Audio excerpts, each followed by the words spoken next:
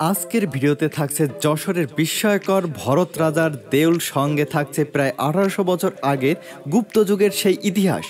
Hello viewers, আশা করি সকলে ভালো আছেন। আজকে আমরা আছি 1400 বছর আগের বৌদ্ধ মন্দির অথবা ভরত রাজার দেউল।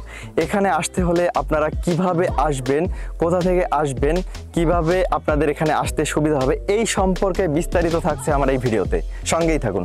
হ্যাঁ, আমি বরাবরের মতো বাইক নিয়ে রওনা হয়ে খুলনার দৌলতপুর আসলাম। দৌলতপুর থেকে শাহপুর বাজার হয়ে সামনে ভদ্রা নদী সেতু পার হয়ে কিছু দূর গেলেই ভরত ভায়না গ্রাম। এখানে এসে যে কোনো কারো কাছে জিজ্ঞাসা করলে দেখিয়ে দিবে। আমরা অলরেডি ভরত ভায়না সামনে চলে এসেছি। এখানে আসার পরে আপনাদের জন্য বাইক পার্কিংয়ের সুব্যবস্থা রয়েছে।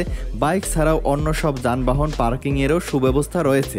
আমাদের এখানে দেশ বিদেশের লোক আসে, এখানে বহু লোক আসে, তার জন্য মানুষ এখানে কষ্ট পায়। এই জন্য আমি এই পার্কিং করেছি। পার্কিং মানুষের নিয়ম হচ্ছে যে এখানে খুশিতে যা দেবে তাই, বা পিকনিক করতে আসে, বা আমি একটা বাথরুম করেছি বা একটা টিউবওয়েল করে দিয়েছি ফ্রি মানুষ জনগণ সেবা করার জন্য। আমরা বাইক পার্কিং করে টিকিট কাউন্টার থেকে টিকিট কেটে নিলাম। এখানে টিকিট মূল্য মাত্র 10 টাকা। আমরা এখন গেট থেকে ভিতরে প্রবেশ করলাম। ভিতরে প্রবেশ করার পরে ডাউন সাইডে বিশাল আকৃতির এক প্রাচীন বটগাছ রয়েছে। ভিতরে প্রবেশ করে আমরা চারপাশে দেখতে পেলাম যে অনেক উঁচু উঁচু দেয়াল ও উঁচু উঁচু ডিবি রয়েছে, যা দেখতে অনেকটা পাহাড়ের মতো মনে হয়। এই উঁচু ডিবির উপর ওঠার জন্য রয়েছে সিঁড়ি দিয়ে আমরা উঁচু ডিবির উপরে ওঠার চেষ্টা করলাম এবং চারপাশে পুরাকীর্তি ঘুরে দেখতে লাগলাম। প্রায় 1800 বছর আগে গুপ্ত যুগে এই বিশাল আকৃতির সপ্তকোটি নির্মাণ করেছিলেন ভরত রাজা, যা বর্তমানে ইতিহাস আর ঐতিহ্যের প্রতীক।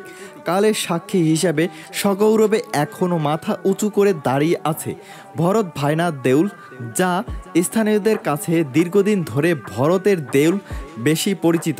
স্থানীয় সূত্রে জানা যায়, খনন কার্য চলাকালীন যেসব পুরাকীর্তি ও জিনিসপত্র পাওয়া গেছে তার মধ্যে পোড়ামাটির তৈরি নকশা করা ইট, মাটির ডাবর, পোড়ামাটির অলংকার এবং দেবদেবীর টেরাকোটা ভগ্নাংশ উল্লেখযোগ্য। এগুলো খুলনা বিভাগীয় জাদুঘরে সংরক্ষিত রয়েছে। আপনারা চাইলে এখানে এসে এই পুরাকীর্তিগুলো দেখতে পারবেন। আচ্ছা, এই যে জায়গাটা, এই জায়গা সম্পর্কে কি আপনারা কিছু জানেন?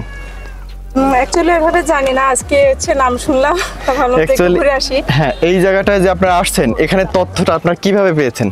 তথ্যটা আমাদের এক ফ্রেন্ডের মাধ্যমে জানছি। ও এখানে আসছে, ও আগে একবার আসছে। আচ্ছা, ও বলছে, বলার পরে আমরা ভাবলাম তাহলে একটু ঘুরে আসি। আচ্ছা, আপনারা কি জানেন যে এই জায়গাটা 1400 থেকে 1500 বছর আগের পুরনো একটা ঐতিহ্য? তো এই সম্পর্কে কি কিছু আপনারা জানেন? না, জানি না ভাই। আচ্ছা, আর আপনাদের এখানে এসে কেমন লাগতেছে? আসলে একটা ঐতিহাসিক স্থান, তো ভালোই লাগছে। আচ্ছা, ঠিক আছে, আপনাদেরকে অসংখ্য ধন্যবাদ। Thank you.